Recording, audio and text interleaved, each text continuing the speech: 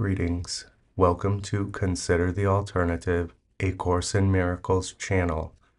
Today we're on lesson 223. God is my life. I have no life but His. And from the text, chapter 27, section 3, Beyond all symbols. Power cannot oppose, for opposition would weaken it, and weakened power is a contradiction in ideas. Weak strength is meaningless, and power used to weaken is employed to limit, and therefore it must be limited and weak, because that is its purpose. Power is unopposed, to be itself. No weakness can intrude on it without changing it into something it is not. To weaken is to limit and impose an opposite that contradicts the concept that it attacks. And by this does it join to the idea a something it is not, and make it unintelligible. Who can understand a double concept such as weakened power or hateful love? You have decided that your brother is a symbol for a hateful love, a weakened power, and above all, a living death. And so he has no meaning to you, for he stands for what is meaningless.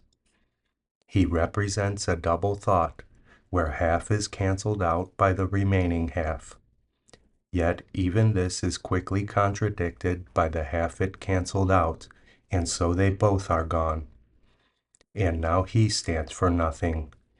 Symbols which but represent ideas that cannot be must stand for empty space and nothingness. Yet nothingness and empty space cannot be interference. What can interfere with the awareness of reality is the belief that there is something there. The picture of your brother that you see means nothing. There is nothing to attack or to deny, to love or hate, or to endow with power, or to see as weak.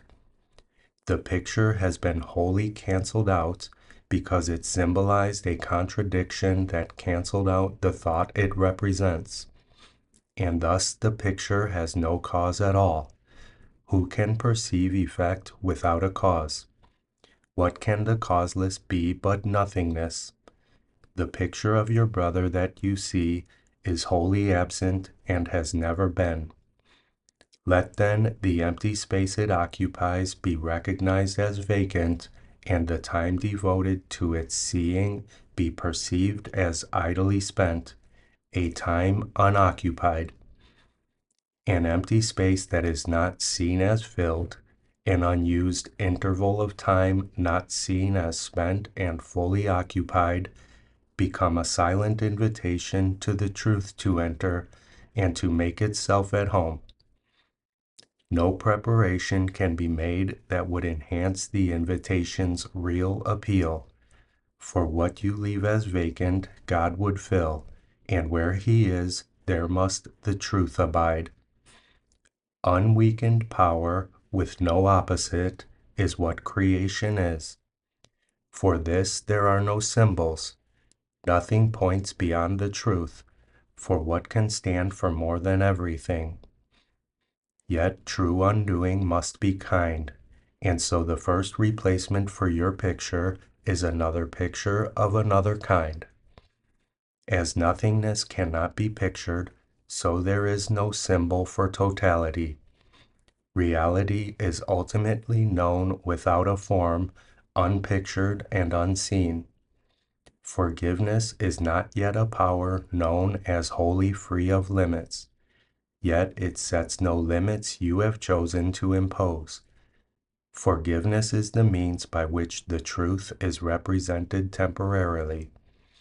It lets the Holy Spirit make exchange of pictures possible until the time when aids are meaningless and learning done.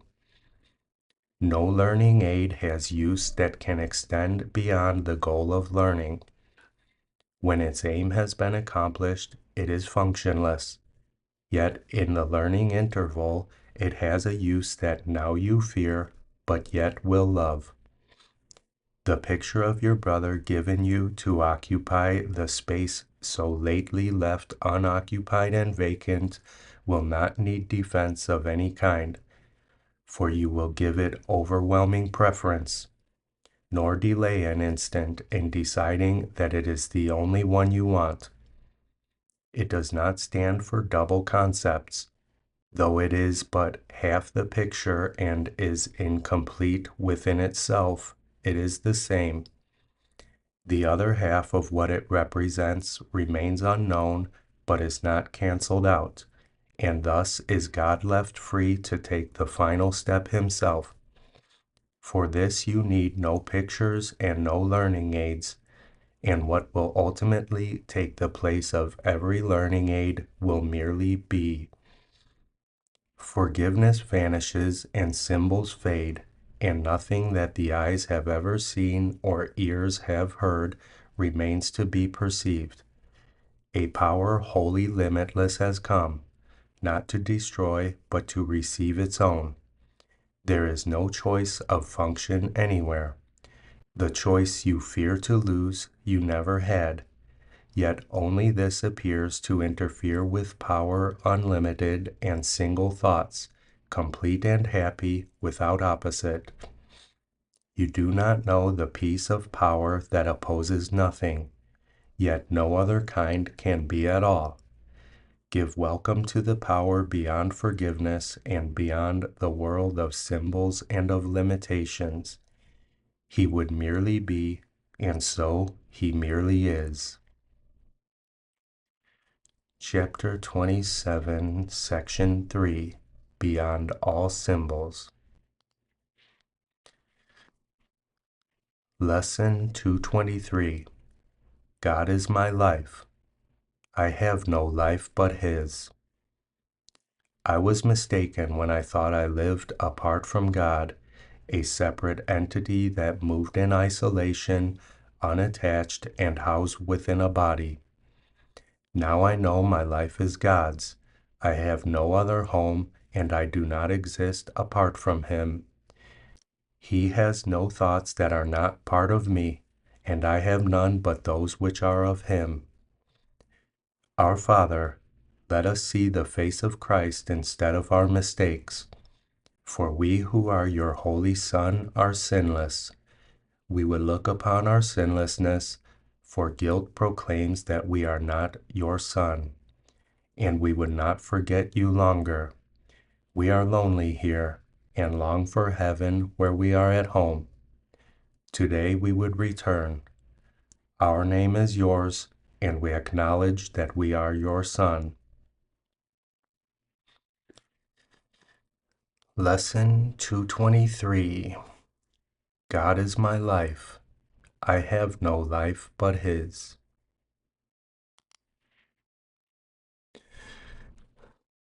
What is forgiveness?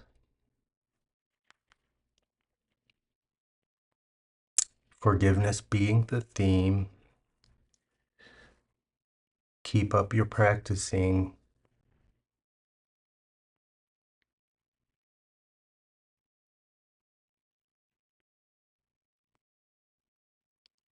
I love you. I'll see you tomorrow.